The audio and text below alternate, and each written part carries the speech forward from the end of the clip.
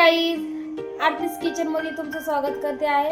आज आपण बनवणार आहोत सुके बोंबलाचं आणि अंड्याचं कालवण। चला रेसिपी करूया। ते आपण उकडून घेतलेले आहे, तुम्ही बघू शकता। बोंबील स्वच्छ धुवून घेतलेले आहे। कढीपत्ता, कोथिंबीर, टोमॅटो, कांदा, लाल मिरची पावडर, हळद आणि चवीनुसार मीठ। तेल तापलेलं आहे।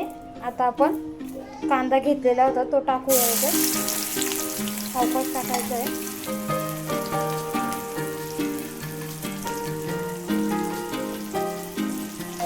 आता आपण थोडीशी फास्ट गॅस करूया। कांदा आपण फ्राय करून घेऊया।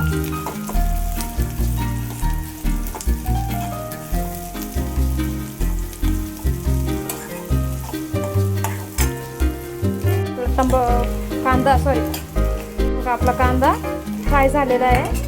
आता आपण ते टोमॅटो कापून घेतलेलं होतं ते टाकूया। एक टोमॅटो आहे बघा। आपला टोमॅटो आता आपण चांगला फ्राय करून घेऊया। तुम्ही बघू शकता आपला कांदा आणि टोमॅटो चांगला फ्राय झालेला आहे। आता आपण बोंबील घेतलेले ते स्वच्छ धुवून ते टाकूया। मस्तपैकी फ्राय करून घेऊया आपण बोंबील।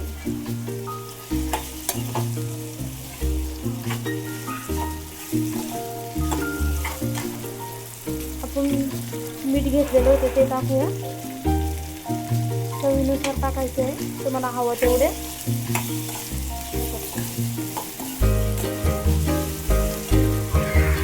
मी कढीपत्ता घेतलेला होता तो टाकायचे विसरले, वरतून टाकते मी।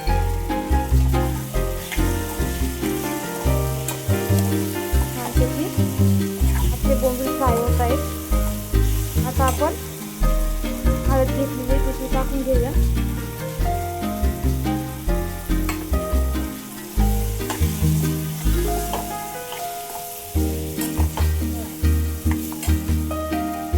लाल मिरची पावडर घेतलेली होती, ही घरगुती आहे। तुम्हाला रेसिपी पाहिजे असेल याची तुम्ही लिंक पाठवते।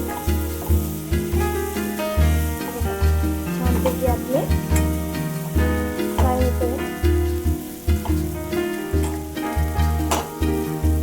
बघू शकता बघा तेल साईडला सोडतंय।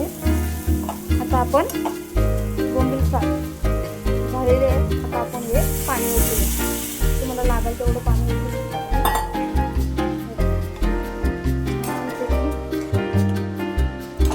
सुगंध पण छान चाललाय। आपण उकडलेले अंडे घेतलेले होते, तुम्ही बघू शकता ते आपण भाजीत सोडूया।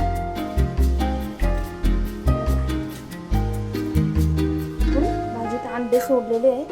आता आपण हे उकळी येऊस्तर थांबूया। तुम्ही बघू शकता आपल्या भाजीला उकळी आलेली आहे। अजून आपण थोडंसं उकळी येऊन देऊया, त्याच्यानंतर आपण सर्व करूया। बघू शकता आपली भाजी झालेली आहे हे बघा मस्तपैकी। आता आपण कोथिंबीर टाकून घेऊया छानपैकी। आता आपण सर्व करून घेऊया भाजी। बोंबील आणि अंड्याची आपली रेसिपी तयार झालेली आहे। तुम्ही बघू शकता बघा। तुम्ही घरी पण एकदा ट्राय करू शकता। कमेंट करून मला सांगू शकता कशी झाली कशी नाही। हे बघा भातासंग गरम गरम भातासंग छान लागते। तुम्हाला माझ्या अशाच रेसिपी आवडत असेल तुम्हाला लाईक सबस्क्राईब करायला विसरू नका। थँक्यू।